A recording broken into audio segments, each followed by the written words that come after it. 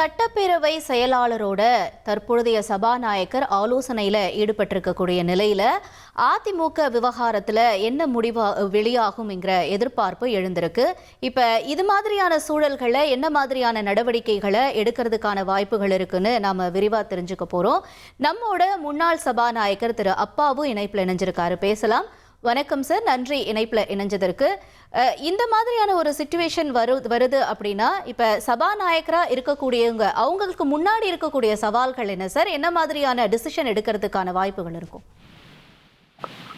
அவங்க ரெண்டு பேருமே என்ன எழுதி இப்ப கொடுத்திருக்காங்கிறது எனக்கு தெரியல. அவங்க பிரேயர் பெட்டிஷன் என்னன்னு தெரியல. ஏற்கனவே அவங்க எழுதி கொடுத்து யாரு அந்த ஃப்ளோர் லீடர் யாரு ஏடிஎம்கேல அப்படிங்கிறதுக்கு லீடர் யாரு விப் யாரு அப்படிங்கறத எழுதி கொடுத்திருப்பாங்க. அந்த ரெண்டுமே அவங்களுடைய பரிசீலனை இருக்குன்னு சொல்லியிருப்பாங்க நேற்று. அது மற்ற எல்லா கட்சிகளுக்கும் அவங்க எழுதி கொடுத்ததை அக்செப்ட் பண்ணி நேற்று பண்ணிட்டாங்க. இது மட்டும் ரெண்டு பேருக்குமே பண்ணல. அதனால காலம் கடறணும்னு நினைக்கிறேன். அவ்வளவுதான். சரி, இப்ப சொல்றாங்க, அதாவது சபாநாயகருக்கு அவகாசம் இருக்கு 90 நாட்கள் வரைக்கும் அப்படிங்கிற அவகாசம் இருக்குன்னு சொல்லப்படுது இல்லையா? அப்படி இருக்கும்போது இப்ப ரெண்டு அணிகளா இருக்காங்க அப்படின்னா இவங்களுக்கு ஒருத்தருக்கு சாதகமா இருக்கணும் இல்ல இன்னொருத்தருக்கு சாதகமாக இருக்கணும் அப்படிங்கிற நிலைப்பாடு கண்டிப்பா இருக்காது. ஆனா அதே நேரத்துல இவங்களுக்கான சில விதிகள் அப்படிங்கிறது இருக்கும்ல ரெண்டு பேருக்குமே. அந்த விதிகள் முதல்ல யார் கொண்டு சரியா சமர்ப்பிக்கிறாங்களோ அவங்களுக்கான வாய்ப்புகள் இருக்குமா? இதை எப்படி சார் நீங்க ஜட்ஜ் பண்ணுவீங்க? இதுல முதல்ல யாரு கொடுக்கா ரெண்டாவது யாரு கொடுக்காங்கிறது செய்தி இல்லை. கட்சி யாரு பொறுப்பு? எடப்பாடி பழனிசாமி அவர்கள் கையில கட்சி இருக்கு. அவரு எழுதி கொடுக்கறத அக்செப்ட் பண்ணணும். அதுதான் நம்ம இது இந்திய அரசியலமைப்பு சட்டம் 10th ஷெட்யூல்ல இந்த மாதிரி கட்சி தாவல் தடை சட்டம் கொண்டு வந்ததனுடைய நோக்கம் அதுதான். அதன்படி பார்த்தாக்கி எடப்பாடி பழனிசாமி அவர்கள் எழுதி கொடுத்ததை அக்செப்ட் பண்ணணும். ஆனா அதுக்கு எதிரணியில இருக்கிறவங்களும் எழுதி கொடுத்திருக்காங்க. எதிரணி இந்த அரசுக்கு ஆதரவா இருக்கிறதுனால காலம் கடலும். அவ்வளவுதான். இப்ப மெஜாரிட்டி அப்படிங்கிறது ஒண்ணு இருக்குல்ல, இவங்க சைடு 25 எம்எல்ஏக்கள் இருக்காங்க, இவங்க 22 எம்எல்ஏக்கள் இருக்காங்க அப்படின்னு சொல்லப்படுது. இப்ப ஒருவேளை அந்த எண்ணிக்கை அடிப்படையில கூட இந்த முடிவுகள் அமையுமா? இதை நீங்க எப்படி முடிவு பண்ணுவீங்க? சபாநாயகர் அவர் எப்படி இதை முடிவு பண்ணலாம்? இல்ல, கட்சி அவர் எடப்பாடி தான் தலைமை. அதுல இருந்து பிரிஞ்சு போறவங்க கட்சியை விட்டுதான் வெளியே போறாங்களே தவிர அவங்க மேலதான் நடவடிக்கை எடுக்க முடியுமே தவிர எடப்பாடி கட்சி தலைவர் மேல நம்ம நடவடிக்கை எடுக்க முடியாது. அதைத்தான் மகாராஷ்டிரா இதே பிரச்சனை தான் உத்தவ் தாக்கரே கட்சியில 20 பேரு அவர் உத்தவ் தாக்கரேட்ட இருந்தாங்க, 34 பேர் ஷிண்டேட்ட வந்தாங்க. அங்கேயும் இதே மாதிரிதான் முடிவெடுத்து பிஜேபி அவங்கள ஆதரிச்சு அவரை சிஎம் ஆக்கி அவரு தான் கட்சின்னே சொல்லிட்டாங்க. அதுதான் சுப்ரீம் கோர்ட்டுக்கு போனதுக்கு அப்புறம் தான் சொன்னாங்க நம்பர் அடிப்படையில கிடையாது, கட்சி யாருக்கிட்ட இருக்கோ அவங்களுக்கு தான் எல்லா ரைட்ஸும் சொல்லிட்டாங்க. 2023 சுப்ரீம் கோர்ட் ரூலிங் இருக்கு. அந்த அடிப்படையில பார்த்தா அவங்களுக்கு சட்டப்படியும் விதிப்படியும் நியாயப்படியும் தர்மப்படியும் பார்த்தாக்கி யாரதான் அக்செப்ட் பண்ணோம்? எடப்பாடி பழனிசாமி அக்செப்ட் பண்ணணும். அதுக்கு ஏத்து ஓட்டு போட்டவங்க மேல நடவடிக்கை எடுக்கணும்.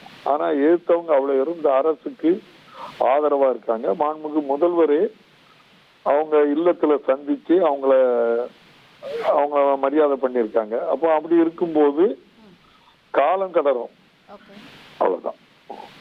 இன்னொரு கேள்வியும் இருக்கு சார். இப்ப சபாநாயகர் கிட்ட ஒரு கோரிக்கை அப்படிங்கறது வைக்கிறாங்க. ஆனா அதே நேரத்துல இப்ப அதிமுக பொதுச் செயலாளர் இபிஎஸ் அவர்களுடைய தரப்பு எம்எல்ஏக்கள் ஆளுநரையும் போய் சந்திக்கிறாங்களே. இப்ப சபாநாயகர் கிட்ட ஒரு கோரிக்கை இருக்கும் போது ஆளுநரை போய் சந்திக்கலாமா? அவங்க கிட்டயே கோரிக்கை முன்வைக்கலாமா? இது எப்படி சாத்தியமாகும்? காலம் தாழ்த்துறாங்கல்ல, நியாயம் கிடைக்கல, எங்களுக்கு இருக்க ரைட்டை தரலங்கிறதுனால போதுக்கு அவங்களுக்கு முழு உரிமை இருக்குதான். இப்ப அப்படி பார்த்தா சபாநாயகருக்குமே 90 நாள் அப்படிங்கிற கால அவகாசம் இருக்குல்ல சார். இதுக்குள்ள ஆளுநரை போய் சந்திக்கிறதுக்கான அந்த உரிமை அப்படிங்கறது இவங்களால கோர முடியுமா? இல்ல, அது நீங்க பாதிக்கப்பட்டவங்க எங்க வேணாலும் போவாங்கல்ல. பாதிக்கப்பட்டவங்க நியாயம் கிடைக்காதவங்க நியாயம் கிடைக்குது வரை போராடுவாங்க. அப்ப அது இந்த மாதிரி இன்னொரு இடத்துல போய் கோரிக்கை மனு வைக்கிறாங்க அப்படின்னா அப்ப அது சபாநாயகர் அவருடைய முடிவு வர்றதுக்கான அந்த உரிமை, அவர் முடிவு கொடுக்கறதுக்குள்ள அந்த உரிமை இவங்க தலையிடுறாங்க அப்படிங்கிற மாதிரியான ஒரு கருத்து வராதா? இல்ல, நீங்க பாதிக்கப்பட்டவங்க எங்ககிட்ட நியாயம் இருக்கு, அவங்க செய்யலங்கிறதுக்காக அவங்க போய் கவர்னர், அது ஒரு ஃபார்மாலிட்டிஸ்.